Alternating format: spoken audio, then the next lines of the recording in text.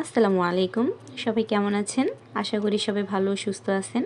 আমি আপনাদের মাঝে নতুন আরেকটি ভিডিও নিয়ে হাজির হয়েছি।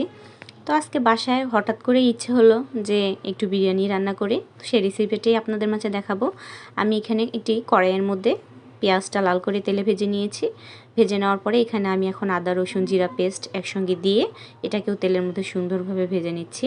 লাল লাল করে ভেজে নিব। তো এটা যখন ভাজা হয়ে যাবে তো আমি এখন এখানে বিরিয়ানি মশলা রাঁধুনি বিরিয়ানি মশলাটা অ্যাড করে দিব। দেওয়ার পরে এটাকেও আমি সুন্দরভাবে তেলের মধ্যে নেড়েচেড়ে নিব। তো নেড়েচেড়ে নেওয়ার পরে আমার কাছে মনে হচ্ছিলো যে নিচে লেগে যাচ্ছে, এজন্য আমি এখানে হালকা একটু টক দই অ্যাড করে দিলাম। তো দেওয়ার পরে এটাকে আমি আবারও নেড়ে নিচ্ছি। তো এখন মনে হচ্ছে যে আরেকটু তেল দিলে ভালো হবে, তো এখানে আমি আরেকটু তেল দিয়ে দিলাম। দেওয়ার পরে মশলাটাকে সুন্দরভাবে ভুনিয়ে নিব। তো যখন মশলাটা কষা হয়ে যাবে এখন এইখানে আমি কেটে রাখা মুরগির মাংস অ্যাড করে দিচ্ছি।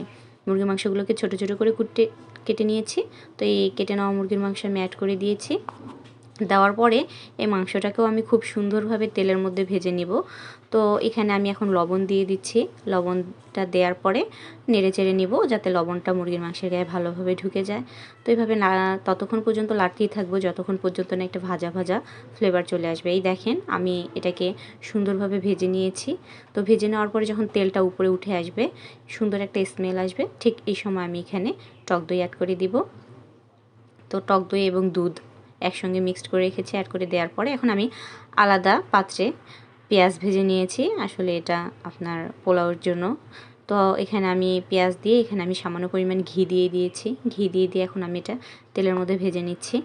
ভেজে নেওয়ার পরে এখানে আমি তেজপাতা এবং কিছু দারচিনি এলাচ লং দিয়ে তেলের মধ্যে ভেজে নেওয়ার পরে এখানে আমি এখন আবারও সামান্য পরিমাণে আদা এবং রসুনের পেস্ট দিয়ে এটাকেও লাল করে তেলে ভেজে নেব। আসলে এই পোলাওর ক্ষেত্রে পেঁয়াজটা লাল হলে পোলাওর কালারটা সুন্দর আসে। তো যখন লাল হলো আমি এখন এখানে চাল অ্যাড করে দিলাম। চালটা আমি আগে থেকে ধুয়ে পানি ঝরিয়ে রেখেছিলাম। তো এটাকে এখন আমি তেলের মধ্যে দিয়ে দিয়েছি। এখন এটাকেও আমি ভাজতেই থাকবো। পোলাও রান্না করার ক্ষেত্রে এই জিনিসটা আপনারা লক্ষ্য করবেন যে চালটা যত বেশি ভাজা হবে পোলাওটাও ঠিক ততটাই ঝরঝরে এবং খেতে অনেক টেস্ট হবে। তো এই জন্য আমি চালটাকে খুব সুন্দরভাবে ভেজে নিচ্ছি। তো যতবারই নিচে লেগে যাবে ঠিক আমি এইভাবে নিচ থেকে তুলে নিয়ে নেড়ে চেড়ে নিব এবং যখন চালটা ভাজা হয়ে যাবে খুব সুন্দর স্মেল আসবে, ঠিক তখনই আমি এখানে পানি অ্যাড করে দিয়েছি।